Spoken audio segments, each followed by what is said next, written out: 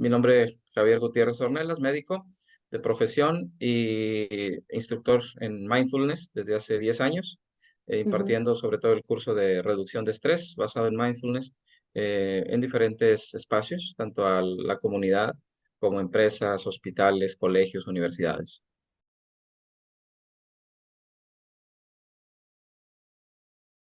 Claro, bueno, hace ya varios años que ya no me acuerdo cuántos, pero en un momento de mi vida buscando sentido, ¿no? Buscándole sentido tras atravesar situaciones de estrés, de depresión, de ansiedad, empecé a encontrar propuestas para mí muy valiosas en las tradiciones contemplativas orientales, sobre Ujú. todo en las tradiciones como el budismo, el hinduismo, el Vedanta, y a raíz de de encontrar estas corrientes, me empecé a introducir más en ellas mediante retiros, siguiendo maestros, leyendo, obviamente, estudiando libros y empecé a realizar la práctica, obviamente, en un servidor, en mí mismo, para ir conociendo personalmente los beneficios. Y una vez que noté que estas herramientas eran tan poderosas, tan transformadoras, trabajándolas en mí, busqué cómo llevarlas a mis pacientes, sobre todo. Inicialmente fue a mis pacientes la intención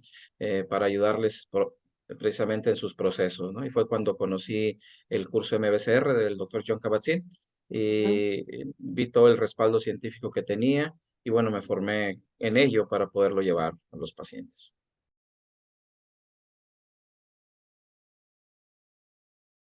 Bueno, compartirles que se trata de un libro sencillo, un libro muy fácil de digerir, de leer, de comprender y que tiene la intención primordial de darnos algunas propuestas para atender situaciones cotidianas retadoras de una manera más eficiente, de una manera más asertiva, en la que nosotros podamos generar crecimiento, aprendizaje y obviamente salir mejor librados de esas situaciones. La mayor parte de de los capítulos que vienen en el libro son pequeñas guías muy prácticas, muy puntuales para irnos dirigiendo en esas situaciones retadoras.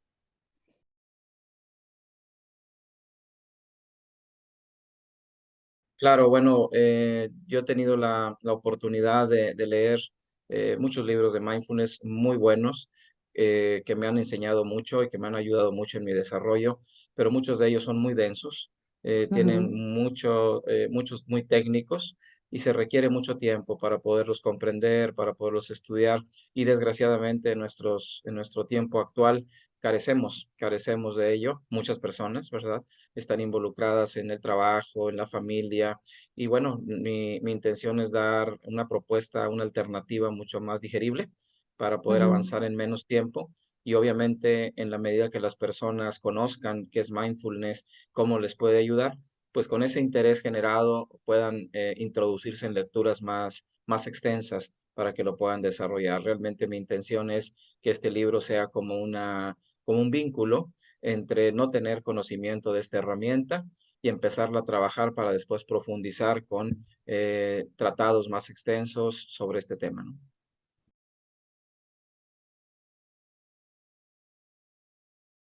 Sí, bueno, va dirigido a precisamente toda aquella persona que como yo en algún momento no le encuentran cierto sentido a la vida o no encuentran la forma de tener una mayor plenitud o quieren buscar herramientas más profundas. Entonces realmente va dirigido a todos los seres humanos interesados en un mayor bienestar.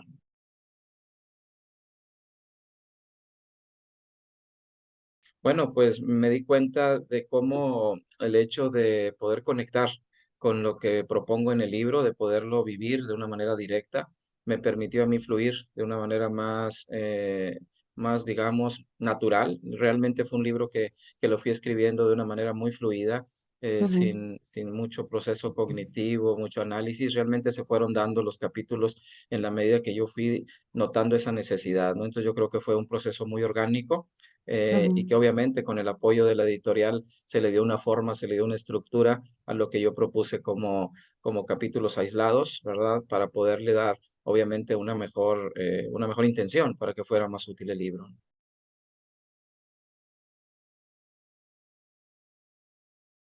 Bueno, creo que los capítulos o los temas que me siento más identificado son donde habla directamente de la propuesta de cómo atender nuestras emociones desde la atención plena.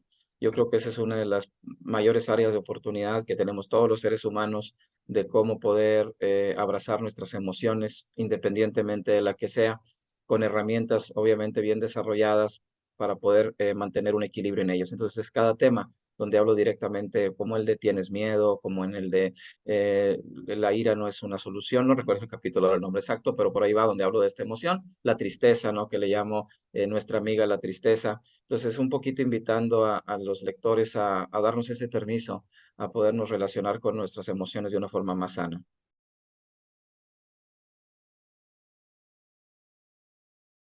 Claro, sí, porque precisamente esta es la emoción que nos permite a nosotros replantearnos las cosas.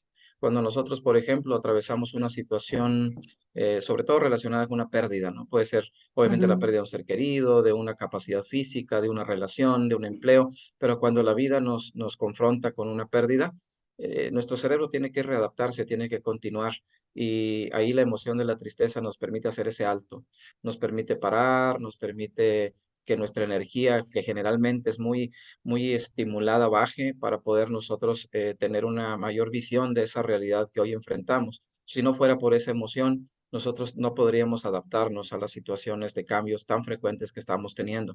Entonces, aunque la tristeza duele, ¿verdad? La tristeza, sobre todo en pérdidas agudas, en pérdidas fuertes, genera un malestar profundo. Si nosotros le permitimos estar, si le abrimos, obviamente, un espacio en nuestra conciencia, nos va generando un equilibrio sutil, un equilibrio profundo, que nos da mucha fortaleza, mucha resiliencia para poder ahora sí que revalorar lo que seguimos teniendo, ¿no? Porque cuando hay una pérdida, toda nuestra energía se va hacia eso y dejamos de ver todo lo maravilloso que sigue en nuestra vida, ¿no? Entonces yo creo que esa emoción nos permite a nosotros generar esa transición de una manera sana para poder seguir adelante.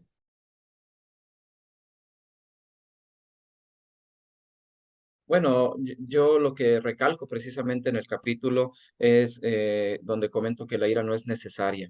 O sea, nosotros obviamente en el momento que se detona esta emoción perdemos claridad mental y la energía es tanta de esta misma emoción que nos lleva a cometer acciones que desgraciadamente pueden ser muy dañinas para nosotros o los demás y que a veces en ese momento, y ese es el punto interesante, lo vemos justificable. O sea, vemos justificable nuestra violencia cuando desgraciadamente sucede, creyendo que es la única forma de poder solucionar un conflicto. Pero la realidad dice todo lo contrario. Cuando nosotros nos dejamos llevar por la ira en una situación crítica, complicamos más las cosas. Entonces, si vamos desarrollando una habilidad para que cuando esa emoción se detone, porque se tiene que detonar como seres humanos que somos, pero que podamos regularla con nuestra atención plena, poderla estabilizar, daremos siempre mejores respuestas y nos daremos cuenta que la ira no tiene por qué ser un protagonista de un proceso por más difícil que sea. Entonces, no detonar la ira, pues como lo sabemos, no es posible, y más como mencionas, en un mundo tan caótico como el nuestro, pero sí entrenarnos para que esta ira no nos domine y saber nosotros cómo regularla, cómo estabilizarla.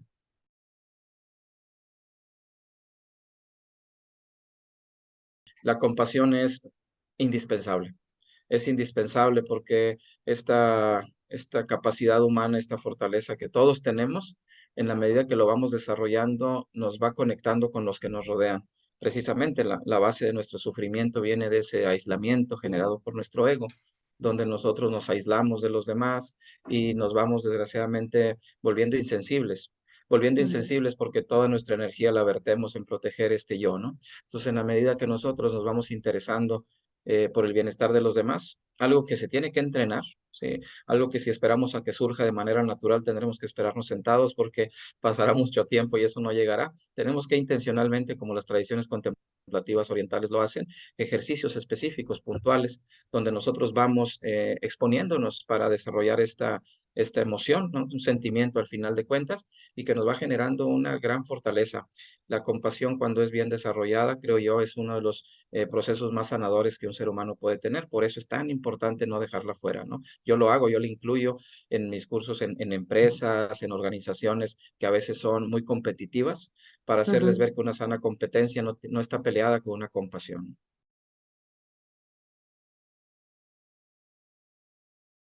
Sí, bueno, la importancia que lo menciono también incluso en la introducción del libro es que solo presentes estamos vivos, ¿no?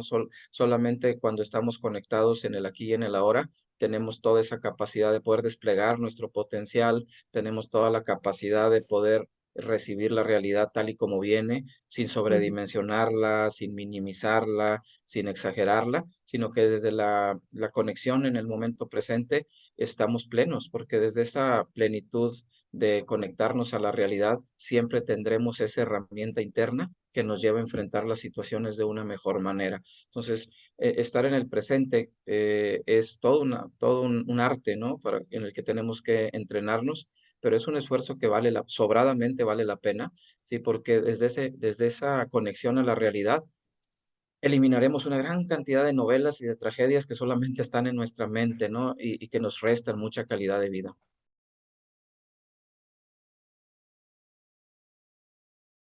Sí, claro, bueno, la analogía viene del hecho que los seres humanos podemos desarrollar una alimentación sana y balanceada sin necesidad de recurrir a los alimentos industrializados que son tan poco sanos, pero que son tan cargados de sabores, de colores, de aromas, que lo que hacen es engancharnos prácticamente como un anzuelo, ¿no? Nosotros nos enganchamos con esos alimentos poco sanos, pero que son muy llamativos. Y aquí las golosinas, pasándolo a al término mental, es toda la gran cantidad de distractores que se nos ofrecen en nuestra cultura para no conectarnos con nuestro desarrollo interior. Y tenemos infinidad de estímulos que al final no nos nutren, ¿verdad? Nos llenan, nos dan un momento de satisfacción como un alimento chatarra, ¿verdad? Donde nos llena, pero no nos está nutriendo. Lo mismo podemos encontrar en todos esos estímulos que la cultura nos vende, ¿verdad? Para poder nosotros llenar ese vacío existencial que solamente se llena en la medida que estamos enfocados en el aquí y en el ahora, ¿no?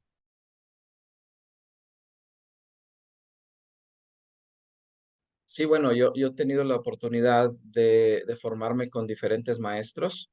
ujú, Cuando tuve la oportunidad de ir con el maestro Fernando de Torrijos, que es quien me hizo favor de escribir el prólogo, recuerdo mucho que yo ya tenía estudio en mindfulness, ya había tomado cursos, pero alguien me dijo en una ciudad acá en México, dice, para que conectes realmente con el mindfulness tienes que conocer a Fernando, ¿no? Entonces, realmente esa frase a mí, de alguien que no conocía, me llegó muy profundo e hice el esfuerzo económico, el esfuerzo en espacios y demás para dirigirme de México a Barcelona para una formación con él, con Fernando, que dio en Tarragona, en el monasterio de Poblet.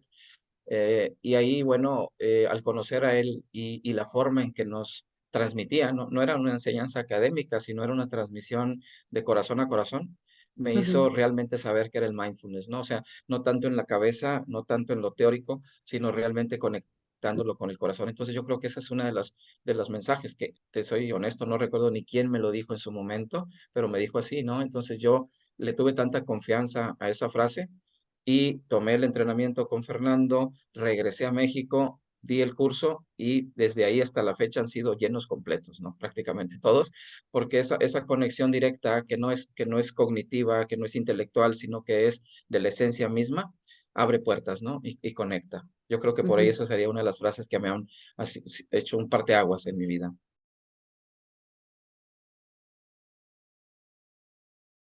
Sí, claro.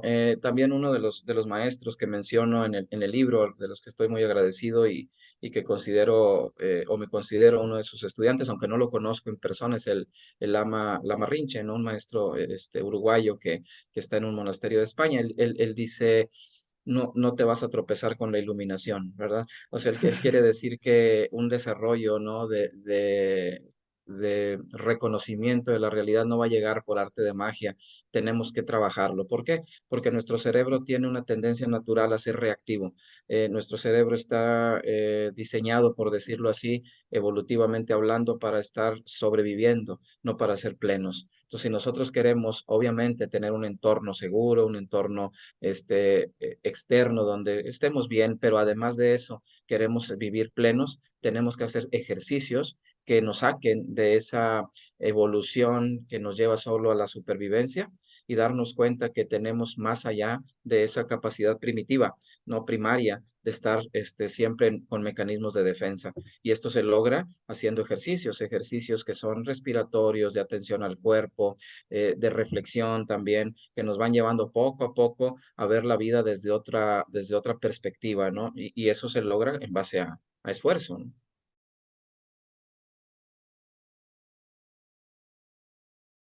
Claro, la palabra felicidad a mí me ha hecho mucho sentido la definición que divide a la felicidad en felicidad hedonista y eudaimónica, partiendo de lo siguiente, ¿no? De que la felicidad hedonista es ese estado de alegría, de euforia o incluso de éxtasis cuando nosotros nos relacionamos con estímulos externos que nos liberan esa carga de dopamina, ¿no? Y que nos hacen sentir en un momento dado plenos y alegres, pero porque está generándose un estímulo de afuera, ¿no? Que son obviamente válidos, ¿sí? El comer algo que nos gusta, la compañía de una persona que apreciamos, etcétera. Esa es la felicidad hedonista, pero la felicidad hedonista es muy limitada.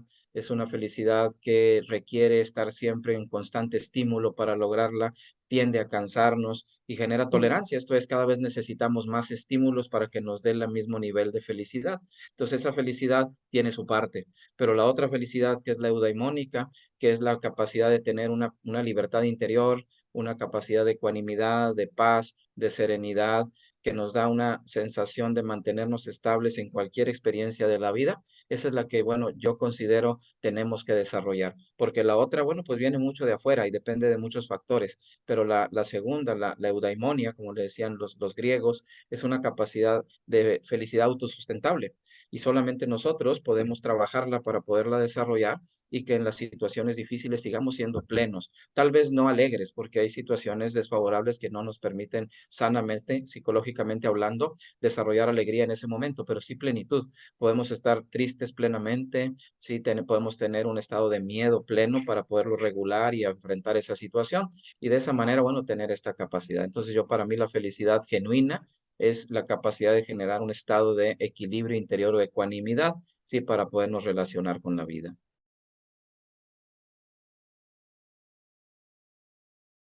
Sí, claro, la ansiedad, pues básicamente es un estado físico, ¿no? Donde nosotros somatizamos y se genera una inquietud, una inestabilidad, una zozobra, y que viene de una emoción que está ahí obviamente atrás de esta ansiedad, que es el miedo.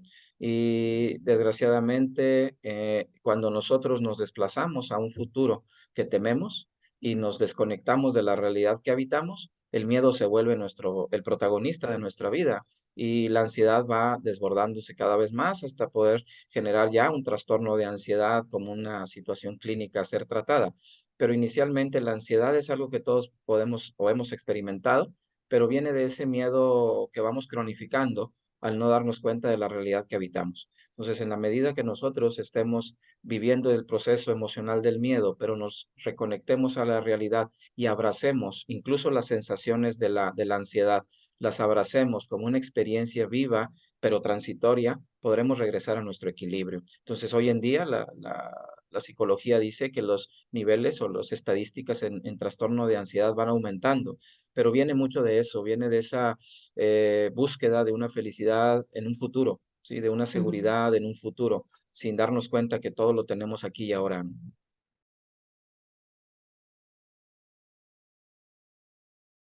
Sí, sucedió en la pandemia.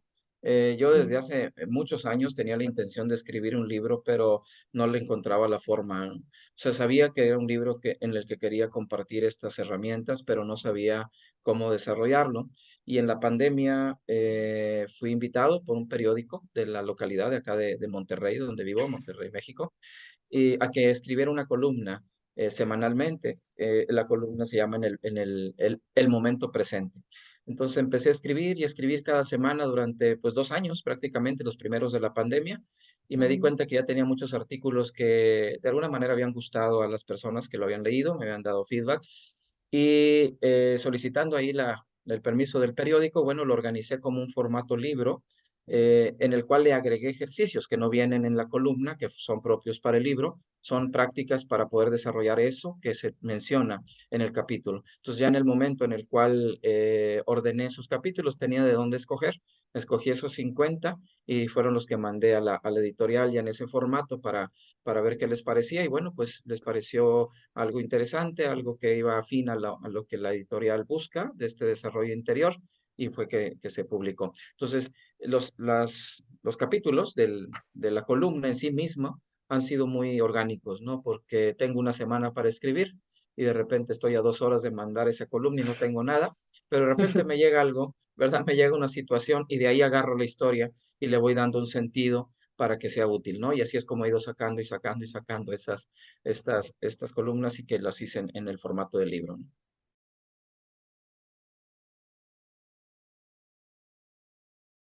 Bueno, pues te digo, realmente para mí fue algo que no me la creía, ¿no? Para mí, Cairo siempre ha sido una editorial de muchísimo respeto, porque sí, leo sus autores desde hace muchos años y, perdón, No te y preocupes. cuando viene aquí la Feria del Libro, se hace la Feria del Libro y tienen un estante, los Nirvana Libros, la distribuidora de México, me invitan a mí a presentar los libros de los autores, ¿no? Pues Ujú, tengo ya años de estar presentando novedades en la feria del libro y hablo yo leo obviamente el libro previamente y luego ya hablo del tema.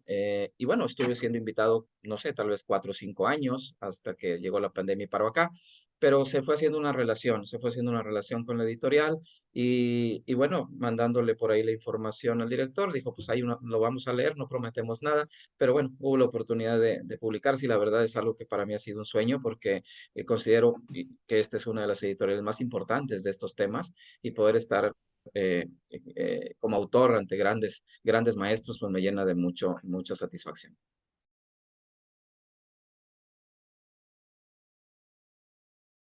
Pues sí, sí, sí, he tenido libros muy hermosos que me han dejado una enseñanza profunda.